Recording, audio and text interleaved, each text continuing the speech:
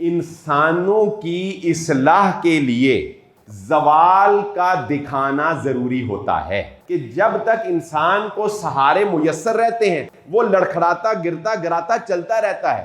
یہ سب دھوکہ ہے, یہ سب فراڈ ہے کہ ہم حفاظت کریں گے, ہم یہ کریں گے, ہم وہ کریں گے. نہیں. آخر سعودی عرب ہی کیوں, یو اے ہی کیوں, کیا دنیا کے اور ممالک نہیں ہیں جہاں پر آئل موجود ہے؟ کی دلچسپی یہاں پر ہونے کی ایک وجہ وہ مذہب ہے, وہ معیشت نہیں ہے.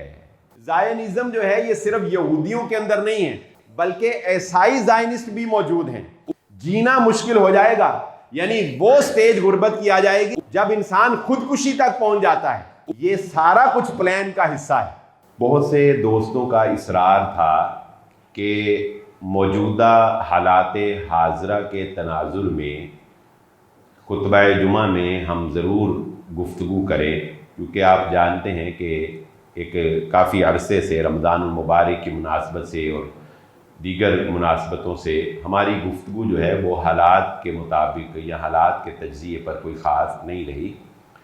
تو آج ہم اسی تناظر میں کچھ باتیں جو ہیں وہ سمجھنے کی کوشش کریں گے قرآن و سنت کی روشنی میں, اور ان کے تحت اپنی اصلاح بھی کریں گے اور یہ کوشش کریں گے کہ آنے والے دور کے اور موجودہ دور کے جو فتنے ہیں ان کو سمجھا جائے. اللہ رب العزت ہمارے ایمان کی حفاظت فرمائے. جس واقعے کا میں نے انتخاب کیا ہے یہ میں پہلے اس کو آپ کو شارٹلی بتا دیتا ہوں, پھر آپ کو سمجھا دوں گا کہ اس واقعے سے میں نے کس بات کو اخذ کیا جس کی وجہ سے یہ واقعہ میں نے آپ کے سامنے رکھا ہے. سورۃ القلم میں اللہ رب العزت نے کچھ بھائیوں کا ایک واقعہ ذکر کیا ہے جس کا لب لباب اور خلاصہ کلام یہ ہے کہ ان کا ایک باغ تھا جو بڑا ہی کامیاب پھل اگاتا تھا, بڑی ہی اچھی فصل جو ہے وہاں سے ان کو حاصل ہوتی تھی. لیکن ان بھائیوں نے آپس میں یہ کنجوسی کا مظاہرہ کرتے ہوئے اس بات کا عہد کیا کہ جب فصل کاٹنے کا وقت آئے گا تو ہم نے کسی غریب اور مسکین کو پاس پھٹکنے نہیں دینا, یعنی ہم نے اللہ کے راہ میں صدقہ بالکل نہیں کرنا. دوسرے معنوں میں سمجھ لیں کہ وہ بخل اور کنجوسی کے اس لیول پر پہنچ چکے تھے کہ اللہ رب العزت کی صریح نافرمانی کے وہ مرتکب ہو رہے تھے. اور پھر اللہ رب العزت نے ان کو یہ منظر دکھایا کہ راتوں رات ایک طوفان آیا اور ان کی وہ لہلہاتی ہوئی فصل جو بالکل کٹائی کے لیے تیار کھڑی تھی وہ ایسے ہو گیا کہ جیسے بالکل چٹیل میدان ہے, کفرین. ٹھیک ہے. اب جب وہ اپنے باغ میں داخل ہوئے تو ایک دوسرے کو دیکھ کر یہ کہنے لگے کہ نہیں, یہ لگتا ہے ہم کسی اور جگہ پہ آ گئے ہیں, یہ ہمارا باغ ہی نہیں ہے. یعنی اتنا صفایا اللہ رب العزت نے راتوں رات کر دیا. تو پھر تھوڑی دیر ذرا سٹیبل ہونے کے بعد انہیں احساس ہوا کہ نہیں, یہ ہمارا ہی باغ ہے. تو پھر اکثر ایسے ہوتا ہے, آپ دیکھیں گے کہ کوئی بھی گروپ ہوتا ہے نا, بھائیوں کا ہو, دوستوں کا ہو, تو اس میں سارے لوگ جو ہیں وہ شدت پسند نہیں ہوتے. کچھ تھوڑا سا کالا اوسط, کچھ میانہ رو قسم مزاج کے بندے بھی ہوتے ہیں. بھائیوں میں بھی آپ ایسے دیکھیں گے کہ ایک بھائی بڑا جوشیلا ہوتا ہے, ایک بڑا نرم ہوتا ہے, ایک بھائی ہوتا ہے جو بڑا معتدل مزاج کا ہوتا ہے, بڑا سٹیبل کر کے چیزوں کو چلنے کے لیے وہ کوشش کرتا ہے, معاف بھی کرتا ہے, درگزر بھی کرتا ہے, غلط کو غلط بھی کہتا ہے, انصاف کی بات بھی کرتا ہے. کچھ ہوتے ہیں وہ کہتے ہیں نہیں سب کچھ ہڑپ کر ہی جاؤ. تو یہ ایک بھائی ان میں سے ایسا تھا جو اگرچہ خاموش تو تھا کیونکہ چلتی نہیں نا انسان کی بس اوقات. جیسے حضرت یوسف علیہ السلام کو جب بھائی نے پلان کیا قتل کرنے کا تو ایک بھائی تھا جو قدرے نرم دل تھا, لیکن باقی سارے تھے دوسری طرف تو چلی تو نہیں اس بیچارے کی, لیکن اس نے چلو اتنا کروا لیا کہ اس نے کہا کہ قتل نہیں کرتے, کنویں میں پھینک دیتے. تو ایک بندہ تھوڑا سا پولائٹ بیچ میں ہوتا ہے گروپ میں, تو ایک بھائی جو تھا وہ تھوڑا سا نرم مزاج تھا. تو اب وہ کہنے لگا کہ میں نے تمہیں کہا نہیں تھا, قال اوصاتهم الم اقل لكم لولا تسبحون قالوا سبحان ربنا انا كنا ظالمين.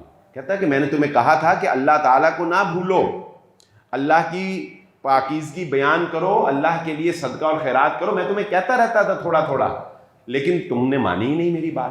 اچھا، اب جب سب کچھ ختم ہو گیا، اب وہ کیا کہتے ہیں؟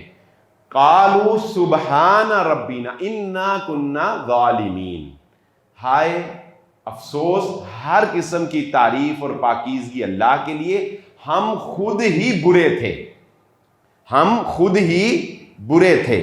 فاقبل بعضهم على بعض يتلاومون قالوا یا ویلنا انا كنا طاغین عسى ربنا یبدلنا خیرا منها۔ اب دوسرا سٹیپ، پھر جب ایسے ہوتا ہے تو یہ بھی ہوتا ہے کہ جب نقصان ہوتا ہے نا تو انسان ایک دوسرے کو بلیم کرنے کی کوشش کرتا ہے، تو ٹائم پہ نہیں آیا، تو نے صحیح کھاد نہیں ڈالی، تم نے صحیح پانی نہیں دیا، تو نے صحیح حفاظت نہیں کی، گودام کو آگ لگ گئی، تو نے صحیح بریکر اوپر نہیں کیا ہوگا، کوئی ملازموں کو تو نے صحیح ڈیل نہیں کیا ہوگا، تو تھا جو ہر وقت ملازموں سے لڑتا رہتا تھا۔ یہ اس کی نحوست ہے، یعنی ہر بندہ جب بھائیوں میں لڑائی ہوتی ہے تو ہر بھائی دوسرے بھائی پہ ڈالنے کی کوشش کرتا ہے۔ ابھی یہی ہوا، جب نقصان ہوا نا تو اب آپس میں ایک دوسرے کو بلیم کرنے لگے، تم نے کیا، تم نے کیا۔ پھر آخر وہ نتیجے پر پہنچے کہ نہیں، دیکھو ایسے ہی ایک دوسرے کو مورد الزام ٹھہرانے کی کوئی ضرورت نہیں ہے۔ اب اگلا سٹیپ یہ ہے، عسى ربنا یبدلنا خیرا منها، ہمیں چاہیے کہ ہم اپنے رب سے توبہ کریں، معافی مانگیں، اور اللہ سے یہ امید لگا لیں کہ ان قریب اللہ ہمیں دوبارہ اس سے بہتر فصل عطا فرماتے ہیں۔ یعنی اب اگلا سٹیپ یہ ہوا کہ انہوں نے توبہ کرنے کا ارادہ کر لیا، معافی مانگ لی اور اللہ سے بہتری کی امید لگا لی۔ اس واقعے سے بہت سے سبق ہمیں ملتے ہیں، اس کو ایک پورا جمعہ اس کے اوپر بڑے آرام سے پڑھایا جا سکتا ہے، لیکن میں نے جس بات کو اخذ کرنا ہے ہم صرف اس بات کو لے کے آگے چلیں گے، وہ یہ ہے کہ بسا اوقات انسانوں کی اصلاح کے لیے اور انسانوں کو ان کی غلطی سمجھانے کے لیے زوال کا دکھانا ضروری ہوتا ہے۔ اگر یہ بھائی اجڑی ہوئی فصل نہ دیکھتے اور یہ بخیلی کرتے، فصل کاٹتے اور ساری جمع کر لیتے تو ان کی اصلاح نہیں ہونی تھی۔ انہوں نے کہنا تھا ہم نے کچھ بھی نہیں دیا پھر بھی ہم بڑے کامیاب رہے۔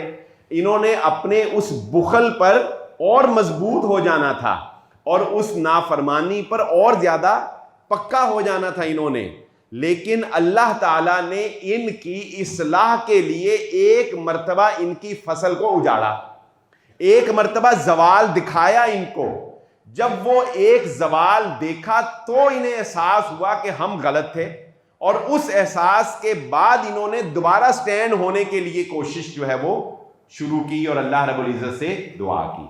تو زندگی کا بھی یہ اصول انفرادی طور پہ بھی ہوتا ہے، جب تک سہارے نہیں ٹوٹتے، اکثر اوقات ایسے ہوتا ہے کہ جب تک انسان کو سہارے میسر رہتے ہیں وہ لڑکھڑاتا گرتا گراتا چلتا رہتا ہے، لیکن وہ مزید پختہ ہو کر سٹینڈ ہونے کے لیے کوشش نہیں کرتا۔ لیکن جب وہ بالکل گر جاتا ہے، اٹھ ہی نہیں سکتا، پھر ایک نئے ولولے، ایک نئی طاقت کے ساتھ وہ کھڑا ہوتا ہے اور پھر اللہ رب العزت اسے کامیابی عطا کرتے۔ یہی فارمولہ دنیا کے اوپر قوموں کے ساتھ بھی اپلائی ہوتا ہے۔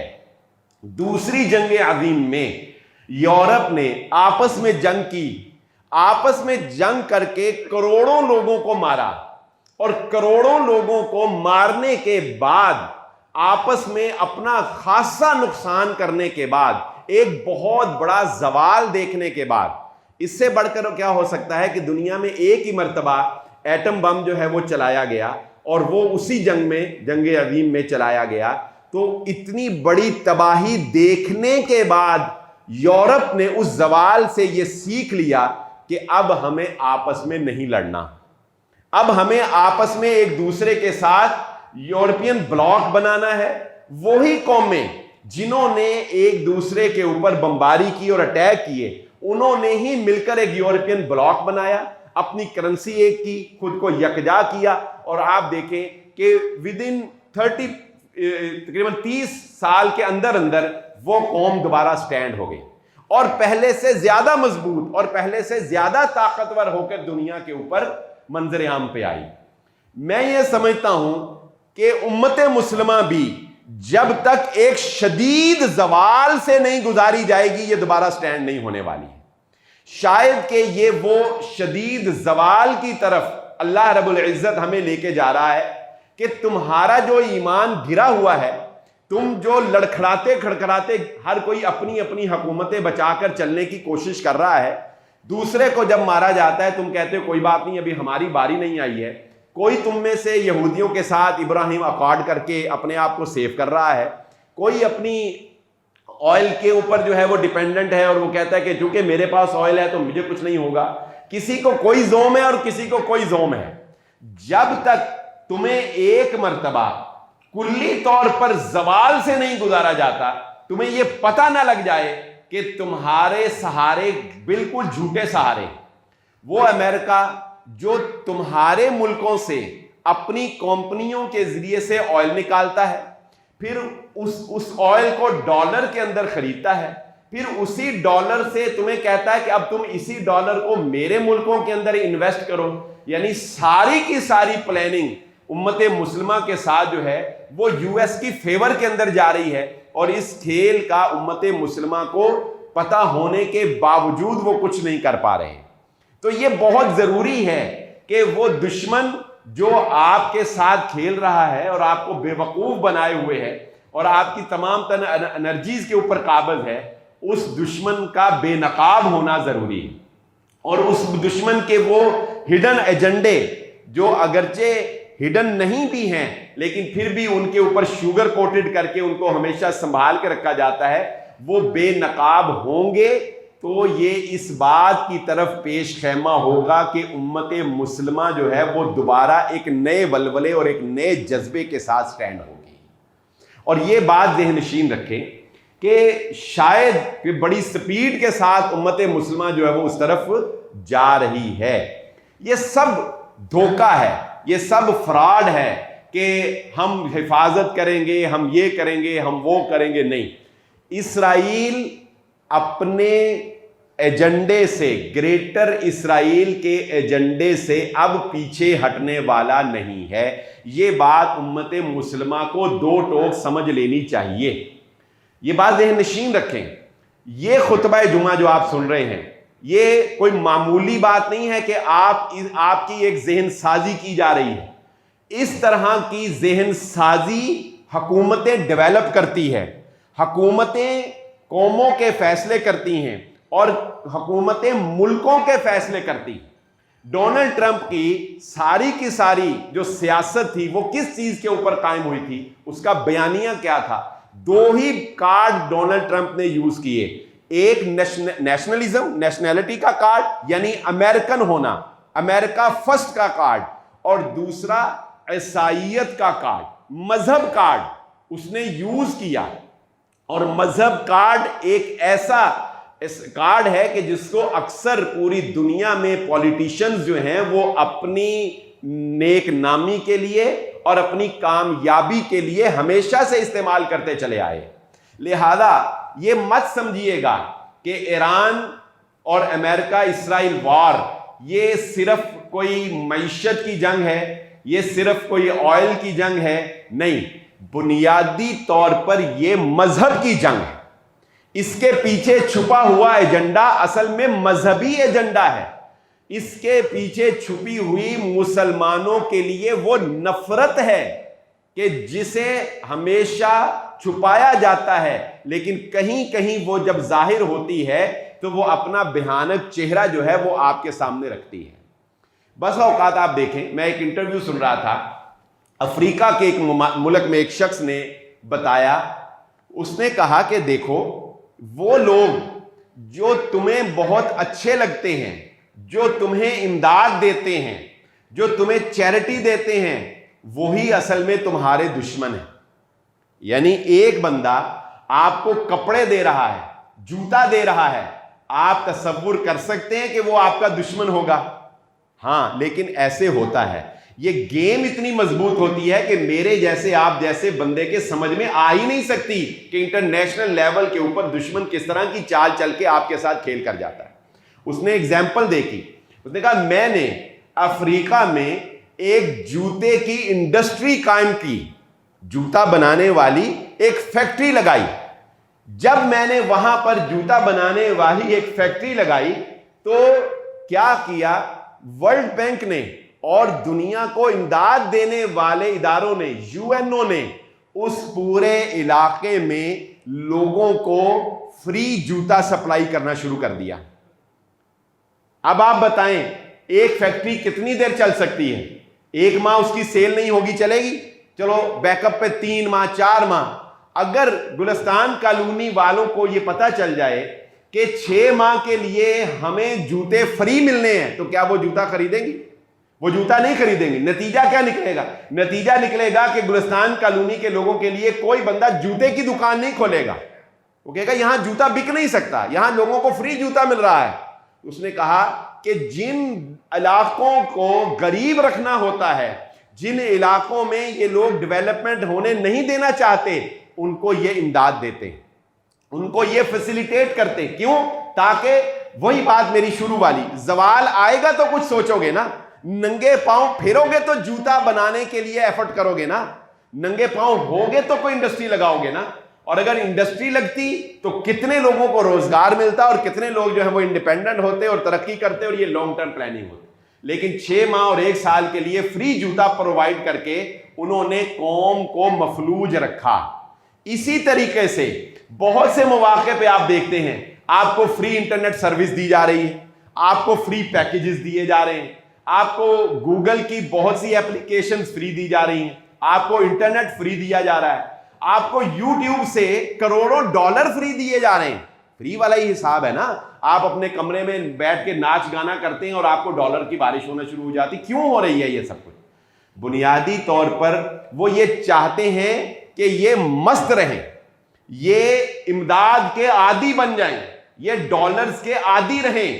جب ان کو یوٹیوب سے پیسے ملیں گے, جب ان کو فیس بک سے پیسے ملیں گے تو بھائی کوئی سوچے گا کہ اس نے انڈسٹری لگانی ہے, کوئی سوچے گا کہ اس نے محنت کرنی ہے. ایک بندے کو 8 گھنٹے محنت کر کے پیسے ملتے ہیں اور وہ ملتے ہیں صرف 50,000 روپیہ, اور ایک بندے کو ناچنے سے 5 لاکھ روپیہ مل رہا ہے. وہ کس کو ترجیح دے گا؟ وہ ناچ کر 5 لاکھ روپیہ کمائے گا, وہ محنت کر کے 50,000 نہیں کمائے گا. لیکن اس کا پتہ 15-20 سال بعد جا کے لگے گا, جب قوم مفلوج ہو چکی ہوگی, جب قوم ڈیڈ ہو چکی ہوگی, جب قوم مر چکی ہوگی. تو دنیا کے اوپر اس وقت جو جنگ مسلط کی گئی ہے, یہ بات ذہن نشین رکھ لیں کہ گرچہ ہمیں یہ نظر آ رہا ہے کہ یہ امریکہ کا جو ہے وہ زوال ہو رہا ہے, امریکہ اپنے مقاصد حاصل نہیں کر سکا, یہ نہیں ہو سکا, وہ نہیں ہو سکا, لیکن ایسا حقیقت میں نہیں ہے. میں اس پر بھی ایک پوری ڈاکومنٹری آپ کے ساتھ شیئر کر سکتا ہوں کہ امریکہ کا مڈل ایسٹ کے اندر, خلیجی ممالک کے اندر آئل کو پروڈیوس کرنے کے پیچھے بھی اپنی اجارہ داری قائم رکھنے کی پلاننگ ہے. یہ بات بھی پوری تھیوری کی طور پہ موجود ہے کہ آخر سعودی عرب ہی کیوں, UAE ہی کیوں, کویت ہی کیوں, عراق ہی کیوں ایسی جگہ ہے جہاں سے آئل پروڈیوس کیا جاتا ہے. کیا دنیا کے اور ممالک نہیں ہیں جہاں پر آئل موجود ہے؟ تو آپ جب سرچ کریں گے تو آپ کو پتا چلے گا کہ دنیا کے تقریباً 15-20 ممالک اور ایسے ہیں, اور 15 سے 20 جگہ ایسے ہیں جہاں پر آئل موجود ہے اور بڑی تعداد کے اندر موجود ہے. لیکن امریکن کمپنیز وہاں پہ آئل نہیں نکالتی, وہاں آئل نکالنے نہیں جاتی, وہاں پر ان کو فیسیلیٹیٹ نہیں کیا جاتا. نائجیریا جیسے ملک کے اندر بہت بڑی تعداد کے اندر جو ہے وہ آئل موجود ہے, لیکن نہیں نکالتی. کیوں نہیں نکالتی؟ ان کا انٹرسٹ یہاں پر ہے, ان کی دلچسپی یہاں پر ہے, اور ان کی دلچسپی یہاں پر ہونے کی ایک وجہ, بہت بڑی وجہ جو ہے وہ مذہب ہے, وہ معیشت نہیں ہے. معیشت سیکنڈ پرائورٹی پر ہے. پہلی پرائورٹی ان کی کیا ہے کہ یہ وہ علاقہ ہے جس کو اللہ رب العزت نے جوز یہودیوں کو بطور گفٹ دیا تھا, اور وہ اسرائیل کا علاقہ ہے. اور اسرائیل کو گریٹر اسرائیل میں کنورٹ کرنا, مسلمانوں سے خیبر سے نکالے جانے کا بدلہ لینا, اور مدینہ کے باغات بنو قریظہ کے اوپر دوبارہ سے قابض ہونا, بنو قینقاع اور بنو نذیر کی اس ذلت کا بدلہ لینا جو ان کی ہی اپنی سازشوں کی وجہ سے ان کو سامنا کرنا پڑا. اصل وجہ اس خطے کو کیپچر کرنے کی وہ یہ ہے کہ اس کے پیچھے ایک مذہبی ایجنڈا ہے. کیونکہ آپ دیکھیں، اگر آپ مزید ان کی ہسٹری کا مطالعہ کریں گے تو آپ کو یہ بات پتہ چلے گی کہ بنیادی طور پر تاریخ اس بات پر گواہ ہے کہ یہودی اور عیسائی ایک طویل عرصے تک ایک دوسرے کے دشمن رہے ہیں. یہ دشمنی ہی تھی نا کہ جس کی وجہ سے نازی نے، جرمنی کے ہٹلر نے ایک ہولو کاسٹ کا جو ہے وہ فارمولا لانچ کیا اور جوز کو بڑی تعداد کے اندر مارا. کیوں مارا؟ اسی لیے مارا کہ مذہبی طور پر عیسائیوں کا یہ نظریہ تھا کہ حضرت عیسیٰ علیہ السلام کو جنہوں نے پھانسی دی تھی، یعنی سولی چڑھایا تھا ان کے عقیدے کے مطابق، اور جنہوں نے ان کی مخالفت کی تھی وہ یہودی قوم تھی. چنانچہ عیسائی اور یہود کی مذہبی دشمنی تھی. لیکن پھر اس کے بعد عیسائیوں کے درمیان جب دو گروہ بنے، ایک پروٹیسٹنٹ اور ایک کیتھولک، یہ بھی میں نے اس پہ پورے 2 جمعے پڑھائے ہیں، لیکن آج میں ضمناً آپ کو بات عرض کر دیتا ہوں. یہ باتیں ان کے ملکوں کے اندر اتنی اہمیت رکھتی ہیں کہ اسی کی بنیاد کے اوپر مڈل ایسٹ کے اندر جنگ ہو رہی ہے. یہ مذہب کی جنگ ہے. افسوس تو اس بات کا ہے کہ امت کا دعویٰ کرنے والے وہ مسلمان جو یہ کہتے ہیں کہ مسلمان ایک جسد کی طرح ہے، مسلمان ایک جسم کی طرح ہیں، وہ اپنی اس بات پر بہرحال کوئی زیادہ کارآمد اور کامیاب ہوتے ہوئے نظر نہیں آئے آج سے پہلے تک. لیکن یہ زوال مسلمانوں کو ملائے گا، یہ زوال مسلمانوں کو اکٹھا ہونے پر مجبور کرے گا. یہ چہرے بے نقاب ہوں گے تو مسلمان جو ہے وہ اس کے لیے کچھ سوچیں گے. کیتھولک مذہب جو ہے وہ مانتا ہے کہ جو بائبل ہے اس کو اس طرح مانا جائے گا جس طرح چرچ کہے گا، جس طرح پادری کہے گا. بائبل کو ڈائریکٹلی نہیں پڑھا جائے گا بلکہ بائبل کو چرچ کے راستے سے تسلیم کیا جائے گا. دوسرے معنوں میں یوں سمجھ لیں کہ کیتھولک جو فرقہ ہے عیسائیوں کا، وہ بائبل کو بھی مانتا ہے اور چرچ کی حاکمیت کو بھی مانتا ہے. لیکن جو پروٹیسٹنٹ ہیں وہ کہتے ہیں کہ چرچ کو نہیں مانا جائے گا، چرچ کی حاکمیت کو نہیں مانا جائے گا، صرف بائبل کو مانا جائے گا، اور بائبل سے ڈائریکٹلی جو ہمیں سمجھ آئے گی وہ ہم اس کے اوپر عمل پیرا ہوں گے. ہم چرچ کے محتاج نہیں ہیں. یہ وہاں پہ ایک جنگ ہے. اور اس جنگ میں جو کیتھولک ہیں، جو چرچ والے ہیں، ان کا پلڑا بہرحال بھاری ہے. اور ان کا پلڑا بھاری ہونے کی وجہ سے ان کے اندر ایک نئی تحریک پیدا ہوئی جو آپ نے سنا ہوگا، زائنزم کی تحریک. زائنزم جو ہے یہ صرف یہودیوں کے اندر نہیں ہے بلکہ عیسائی زائنسٹ بھی موجود ہیں.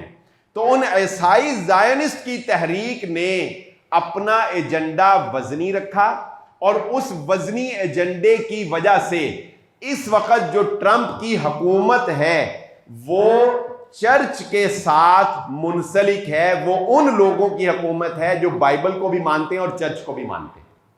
اب آپ کہیں گے کہ اس ساری بات کا حکومت سے کیا تعلق، اس ساری بات کا سیاست سے کیا تعلق؟ بھئی اس ساری بات کا مسلمانوں سے کیا تعلق؟ تو اب میں آپ کو بتاتا ہوں کہ اس مذہبی کارڈ کا مسلمانوں سے کیا تعلق. اس مذہبی کارڈ کا مسلمانوں سے یہ تعلق ہے، اور اس جنگ سے یہ تعلق ہے کہ یہ جو عیسائی زائنسٹ ہیں انہوں نے چرچ کے ذریعے سے بائبل کی جو تشریح کی ہے اس میں اس بات کو اپنے خطبات کے ذریعے سے، اپنے لیکچرز کے ذریعے سے، اپنے میڈیا کے ذریعے سے لوگوں کو یہ سمجھایا کہ نہیں، حضرت عیسیٰ علیہ السلام کو جن لوگوں نے سولی چڑھایا وہ یہودی نہیں تھے. حضرت عیسیٰ علیہ السلام کو جن لوگوں نے سولی چڑھایا وہ رومن ایمپائر تھی، وہ رومی بادشاہ تھے. جیوز کا اس میں کوئی تعلق نہیں. ہاں جیوز نے تھوڑی بہت مخالفت ضرور کی ہے، لیکن حضرت عیسیٰ بھی تو اصل میں یہودی ہی تھے. حضرت یہودی جو ہیں وہ تو ہماری یعنی بنیاد ہے نا. حضرت یعقوب علیہ السلام کے بڑے بیٹے یہودا سے یہودی ہوئے، تو حضرت عیسیٰ تو اسی کی اولاد میں سے تھے۔ چنانچہ عیسائی زائنزم نے یہودیوں اور عیسائیوں کے درمیان محبت پیدا کی۔ اب جب امریکہ کے اندر یہ ان لوگوں کی تعداد زیادہ ہوگی، کیتھولک کی تعداد زیادہ ہوگی، اور ٹرمپ جب کیتھولک کو سپورٹ کرے گا تو ووٹ بینک کس کا زیادہ ہوگا؟ ووٹ بینک کس کو زیادہ ملے، ووٹ کس کو زیادہ ملیں گے؟ کس کے جلسے بڑے ہوں گے؟ کس کے حق میں سوشل میڈیا پہ کمپین زیادہ ہوگی؟ اس کے حق میں جو ان کے ساتھ ہوگا، جو عیسائی زائنسٹ کے ساتھ ہوگا، جو چرچ کے ساتھ ہوگا، جو کیتھولک کے ساتھ ہوگا۔ چنانچہ اس کا ساتھ دینے پر ایک دنیا کی سب سے بڑی طاقت کا ایک آدمی اس بنیاد پر وہ اس ملک کا صدر بن گیا۔ اب جب وہ اس ملک کا صدر بن گیا تو اب اسرائیل کو سپورٹ کیسے ختم ہو سکتی ہے، جبکہ اس کے بنیادی ڈھانچے کے اندر وہ لوگ موجود ہیں جو اسرائیل کو سپورٹ کرنے والے، جو یہودیوں اور عیسائیوں کو ایک بنانے والے۔ پھر یہی کافی نہیں، آگے چلیے۔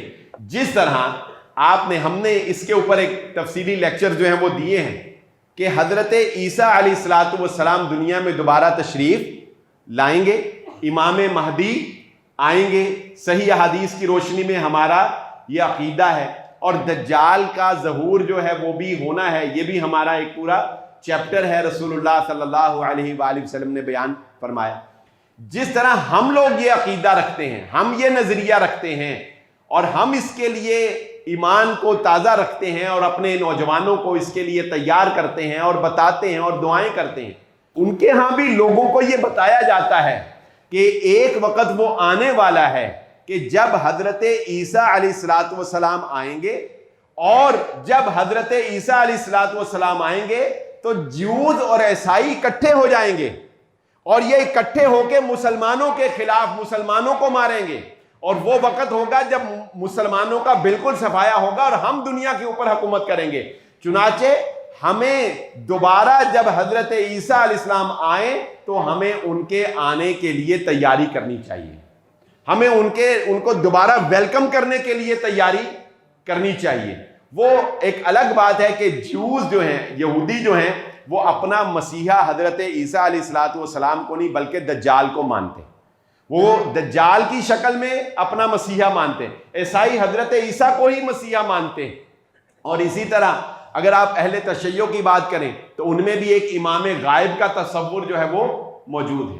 تو اس ساری گفتگو کا لب لباب اب تک اور خلاصہ کلام اگر میں آپ کے سامنے رکھنا چاہوں تو وہ یہ پہلی بات ہی سمجھ لیں کہ یہ زوال جو امت مسلمہ کے اوپر آپ دیکھ رہے ہیں، یہ زوال شاید کے عروج کے لیے ضروری ہوتا ہے، انفرادی اعتبار سے بھی اور اجتماعی اعتبار سے بھی۔ اور یہ بات بھی ذہن نشین رکھ لیجئے گا کہ یہ جنگ خالصتاً مذہبی جنگ ہے، اور یہ جڑی ہوئی ہے 1400 سال پہلے محمد الرسول اللہ صلی اللہ علیہ وآلہ وسلم کی آمد سے۔ دوسری بات، تیسری بات یہ بھی ذہن نشین رکھ لیں کہ مذہبی سوچ اور مذہبی فکر جو ہے اس کو معمولی نہ سمجھیں، یہ نہ سمجھے کہ مذہبی فکر سے کوئی فرق نہیں پڑتا، معیشت کی ساری جنگ ہے، ساری آئل کی جنگ ہے، ایسا نہیں ہے۔ بنیادی طور پر یہ ساری جنگ کی اصل وجہ مذہبی ہوتا ہے، لیکن اس کے لیے اس کے بعد مختلف کارڈ جو ہیں وہ کھیلے جاتے ہیں۔ اور ضمناً میں نے ایک یہ بات بھی آپ کے سامنے رکھی کہ بسا اوقات دشمن آپ کو سہولت دے رہا ہوتا ہے تاکہ آپ اپنے پاؤں پہ کھڑے نہ ہو سکیں۔ بسا اوقات وہ مشہور مثال آپ نے سنی ہوگی نا کہ سوکن جو ہے وہ اپنی دوسری سوکن کے بچے کو گود میں اٹھا کے رکھتی تھی، اور سب نے کہا کہ یہ بڑا پیار کرتی ہے اس کے ساتھ، لیکن کچھ سالوں کے بعد پتہ چلا کہ وہ اس لیے اٹھا کے رکھتی تھی کہ اس کا بچہ جو ہے وہ چلنے کے قابل نہ رہے۔ جب 6 سال تک بچے کو گود میں ہی اٹھائی رکھا تو بچے کو چلنا ہی نہیں آیا، بچہ چلنا بھول گیا۔ تو بسا اوقات ہمیں یہ لگژریز لائف، ہمیں یہ سہولیات، ہمیں یہ امداد، ہمیں یہ انٹرنیٹ، ہمیں یہ گوگل کی سروسز فری دینا، ہمیں یہ اپلیکیشن فری دینا، یہ گیمیں فری دینا، نہ کہ فری دینا بلکہ ان پر اور ہمیں پیسے دینا۔ یعنی آپ دیکھیں ایک بندہ گیم کھیل رہا ہے اور گیم کھیل کے اس کو پیسے مل رہے ہیں، کیسی بات؟ گیم وہ کھیل رہا ہے، ہار رہا ہے یا جیت رہا ہے، اس کو پیسے مل رہے ہیں۔ وہ ویڈیو لانچ کر رہا ہے پیسے مل رہے ہیں، کچھ بھی کر رہا ہے پیسے مل رہے ہیں. اچھا فری ہونا تو ایک الگ بات ہے، اوپر سے پیسے دے رہے ہیں. تو دراصل یہ بھی ایک دشمن کی چال ہوتی ہے کہ وہ آپ کو امداد دے کے آپ کو مفلوج کر رہا ہوتا ہے، آپ کو ڈیمیج کر رہا ہوتا ہے. اس کی میں نے آپ کو افریقہ میں ایک بندے کی جوتیوں کی فیکٹری والی مثال بھی دے دی. اور آخر میں یہ بات سمجھنے کے قابل ہے جو کہ عوامی طاقت کی بات ہے. پاکستان کا رول الحمدللہ اس سارے رجیم میں بہرحال بڑا مثبت رہا ہے. ہمیں اس بات کو تسلیم کرنا چاہیے کہ بڑی حکمت اور بڑی دانائی کے ساتھ پاکستان اپنا رول پلے کر رہا ہے. لیکن جو بات آپ کو ایران اور اسرائیل وار سے یا امریکہ اور ایران وار سے سمجھ آئے گی، ایران کے ضمن میں جس کو ایران اپنی بہت بڑی کامیابی ڈکلیئر کر رہا ہے، اور میرا خیال ہے کہ یہ واقعتاً کامیابی ہے، اور اس سے آپ کو عوامی طاقت کا جو اندازہ ہوگا وہ کیا ہے کہ امریکہ اس بات میں بہرحال کامیاب نہیں ہو سکا کہ وہ ایران کے اندر رجیم چینج لا سکے. رجیم چینج یعنی امریکہ کے مرضی کے مطابق عوامی دباؤ کی وجہ سے حکومت قائم کرنا، یہ کام امریکہ نہیں کر سکا. کہ عوامی پریشر اتنا ہوتا کہ ایران کے اندر پرانی جو مذہب کی بنیاد کے اوپر، شیعت کے بنیاد کے اوپر جو حکومت قائم کی گئی اس کو ختم کر دیا جاتا اور رجیم چینج آتا. یہ وہ کامیاب نہیں ہو سکا. اس کا آپ اندازہ لگا لیں کہ اگرچہ وہ بہت بمباری کی ہے اس نے، لیکن ایران کا وہ حال نہیں ہو سکا جو لیبیا کا ہوا، جو عراق کا ہوا، جو شام کا ہوا. شام میں حکومت اور عوام کو آپس میں لڑوا کر سب کچھ تباہ کروا کے رکھ دیا گیا. عراق کے اندر یہ کام کیا، داعش جیسی تنظیموں کو لڑوا کر سب کچھ تباہ کیا گیا. لیبیا کے اندر یہ کام کیا گیا. یعنی وہ ممالک جن میں حکومت اور عوام آپس میں لڑیں ان کا حال آپ دیکھ لیں. اور ایران اگرچہ بہت اس پہ بمباری ہو رہی ہے جو کچھ بھی ہے، لیکن ابھی تک وہ اس میں کامیاب ہے کہ عوام اور حکومت آپس میں لڑی نہیں. میں سمجھتا ہوں پاکستانیوں کے لیے اس میں یہ بہت بڑا سبق ہے کہ اپنے اندر کبھی بھی یہ بغاوت نہیں آنے دینا کہ تم اپنی ہی فوج کے خلاف کھڑے ہو جاؤ، اپنی ہی حکومت کے خلاف کھڑے ہو جاؤ. اگر تم یہ کام کرو گے تمہیں فائدہ نہیں ہونے والا، تمہیں نقصان ہوگا. تمہارا تو دشمن تمہارے سر کے اوپر بیٹھا ہوا ہے، ہمیشہ ہر وقت منہ کھول کے ایک خونخوار بھیڑیے کی طرح تمہیں نوچنے کے لیے بیٹھا ہوا ہے. اختلافات ہوں ٹھیک ہے، ہوتے ہیں، حکومتوں کے اور عوام کے اختلافات ہمیشہ رہے ہیں، امریکہ میں بھی ہوتے ہیں، ترقی یافتہ ممالک کے اندر بھی بڑے بڑے احتجاج ہوتے ہیں، بڑے بڑے پروٹیسٹ وہ کرتے ہیں. لیکن کبھی بھی بغاوت کے عنصر کی طرف ہمیں اپنے نوجوانوں کو نہیں لے کر جانا چاہیے. ایک بات یہ سمجھ. دوسری بات، جتنے بھی خانہ جنگی والے ممالک تھے ان میں امریکہ نے جس کارڈ کو استعمال کیا وہ مذہبی کارڈ تھا، شیعہ سنی فسادات. میں نے عید کے موقع کے اوپر یہ بات کہی تھی کہ یہ فتنوں کا دور ہے. فتنوں کے دور میں فیصلہ کرنا بہت مشکل ہوتا ہے. اگر ایران کو دیکھیں اور ایران کا ماضی دیکھیں تو جتنی پراکسی وار اہل سنت کو شہید کرنے والے، جتنا خون جو ہے وہ ایرانی حکمرانوں کے اوپر ہے، وہ کسی اور کے ہاتھ کے اوپر نہیں ہے. پورے شام میں، لیبیا میں، عراق میں، یمن میں، جہاں جہاں بھی آپ پراکسی وار دیکھیں گے، شیعہ سنی فساد دیکھیں گے، وہاں پر آپ کو بیک اینڈ پہ ایران نظر آئے گا جس نے اپنے اڈوں سے رشیا کے جہازوں کو اڑا کر مسلمانوں کا قتل عام کروایا، مسلمانوں کا خون کروایا. یعنی شیعہ سنی فساد کی بنیاد کے اوپر ملکوں کے ملک اجاڑ دیے گئے. اور اب ان کا اپنا چونکہ کنفلکٹ ہو گیا. بہرحال ہم تو اسرائیل اور امریکہ کے خلاف، ہم تو ان کو دشمن سمجھتے ہیں اور وہ دشمن ہیں، امت مسلمہ کے دشمن ہیں.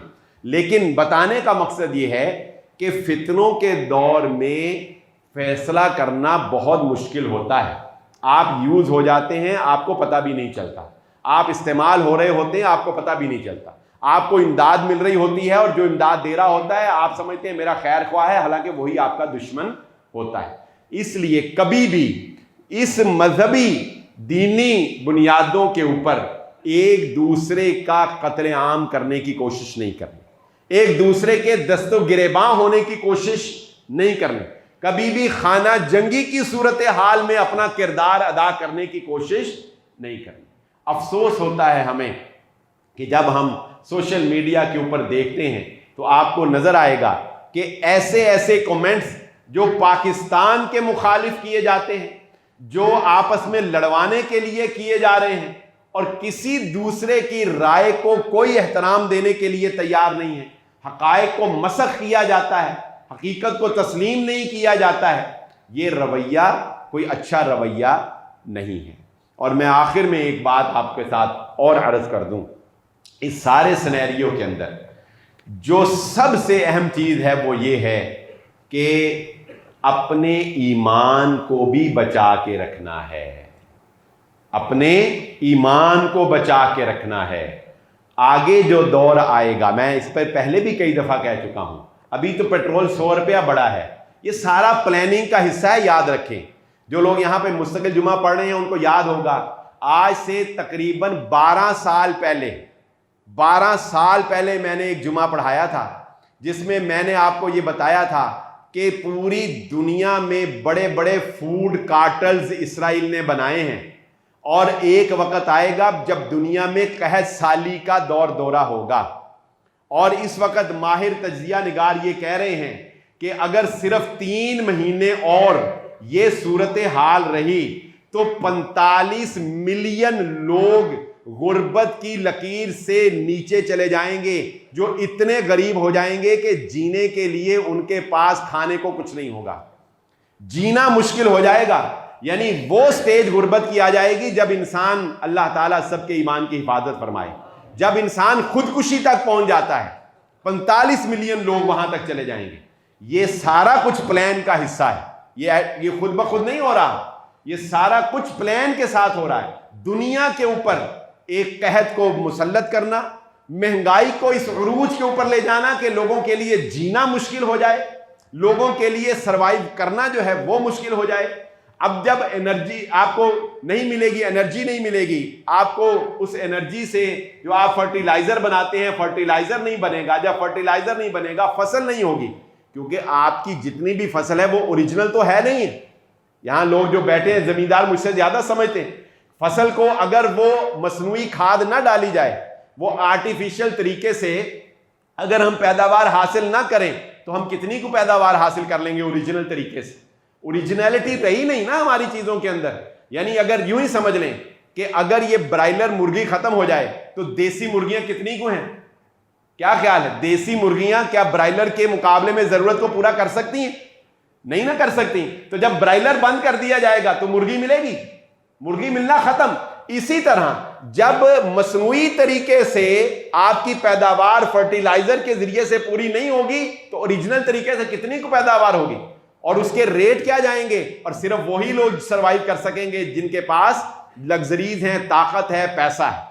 تو آنے والا وقت جو ہے، ویسے مجھے تو یہ لگتا تھا کہ اسی نکل جاواں گے شاید، لیکن جتنی سپیڈ لگائی ہوئی ہے دجالیت نے، لگتا نہیں کہ ہم بھی نکل پائیں۔ ویسے میں یہی کہتا تھا اکثر کہ یار اسی نکل جانا ہے، ساری نسلوں نے وہ وقت دیکھنا ہے، لیکن جتنی سپیڈ اسرائیل نے ریس پہ پاؤں رکھا ہوا ہے، رکتا ہی نہیں، وہ نہیں رکتا۔ وہ جتنی سپیڈ اس نے دی ہوئی ہے، مجھے لگتا ہے ہمیں ہی وہ وقت دیکھنا پڑے گا، لیکن اللہ تعالیٰ سے اپنے ایمان کے لیے دعا بھی کریں اور پختہ کریں، اللہ ہمارے ایمانوں کی حفاظت کرے۔ دجال کا سب سے بڑا ہتھیار کیا ہوگا؟ وہ یہی کہے گا مجھے خدا مانو تو بلے بلے، نہیں مانتے تو بھوکے مرنے کے لیے تیار ہو جاؤ۔ اور بھوکا مرتا ہے جب انسان تو بہت بڑی آزمائش اس کے لیے ہوتی۔ فتنوں کا عالم تو یہ ہے کہ آپ نے یہ دیکھا ہوگا لاہور کے اندر اب بے اولادی جو ہے، میں آپ کو مثال دینے لگا ہوں، ایمان کس طرح پھسلتا ہے انسان کا، اور دھوکہ دینے والے فتنے کیسے پھیل رہے ہیں۔ آپ نے پچھلے دنوں یہ کیس پڑھا ہوگا۔ اب بے اولادی انسان کے لیے ایک بہت بڑی آزمائش ہوتی ہے، اللہ سب کو اولاد سے نواز دے۔ جن کے پاس اولاد نہیں ہوتی وہ بیچارے سمجھتے ہیں دنیا کا یہ دکھ نہ کسی کو لگے، اور سارے دکھ لگ جائیں، خیر یہ دکھ نہ لگے۔ اب لاہور کے اندر آپ دیکھیں وہ کیس سامنے آیا کہ وہ لوگ، وہ فیملیز جو مرد کے وجہ سے، یعنی ان کے آدمی میں جو ہے وہ اتنی طاقت نہیں تھی اسپرم میں کہ اولاد ہو سکے، انہوں نے کیا کیا، انہوں نے ایسی فیملیز کو تلاش کیا اور ان خواتین کو کہا کہ ہمارے پاس علاج موجود ہے، ہم تمہارا علاج کریں گے، اور جا کے ان کو ایک لیب سی ایسے ہی بنائی ہوئی تھی اور ان کو وہاں لے جایا گیا، اور ایک پورا ڈرامائی انداز میں مختصر یہ کہ کسی اور آدمی کے سپرم لے کے ان کے رحم کے اندر رکھ کر تو ان کو پریگنٹ کیا جا رہا تھا۔ یہ کہاں ہو رہا؟ آپ کے لاہور کے اندر، آپ کے پاکستان کے اندر، اور ان کو یہی کہا گیا کہ ہم نے ایسی ٹیکنالوجی جو ہے وہ ڈیولپ کر لی ہے کہ ہم آپ کے ہی شوہر کا جو ہے وہ لے کے مادہ تو ہم یہ آپ کو جو ہے وہ پریگننسی دے رہے ہیں، جبکہ کسی اور کے لیے، یعنی بالکل حرام کاری۔ تو اب وہ بیچارے اولاد کی خاطر بس نہیں سمجھ آئی، وہ تو کوئی ایک سمجھدار خاتون تھی، اس نے بیچ میں سے اس کو ہائی لائٹ کیا اور پھر وہ ڈاکٹروں تک بات پہنچی، وہ پوری ویڈیو میرے پاس موجود ہے اگر کسی نے لے لی۔ یعنی یہ آپ کو صرف ایک ایگزامپل دی ہے کہ جب بندہ مجبور ہوتا ہے نا، جب بندہ پھنسا ہوا ہوتا ہے، اس کی عقل کام نہیں کرتی، وہ اپنی ضرورت کو پورا کرنا چاہتا ہے، اور آگے آگے وہ حالات، وہ وقت جو ہے وہ آ رہا ہے۔ اللہ تعالیٰ سے پھر دعا ہے کہ اللہ تعالیٰ آنے والے فتنوں سے ہماری حفاظت فرمائے، اور اللہ تعالیٰ ہمارے ایمان کی حفاظت فرمائے، اور دشمن کی ان سازشوں سے، دشمن کے ان حملوں سے، اور دشمن کے ان ہنسنے سے، اس غلبے سے اللہ تعالیٰ بالخصوص وطن عزیز پاکستان کو محفوظ فرمائے، اور بالعموم امت مسلمہ کی اللہ تعالیٰ حفاظت فرمائے۔ وآخر دعوانا الحمدللہ رب العالمین۔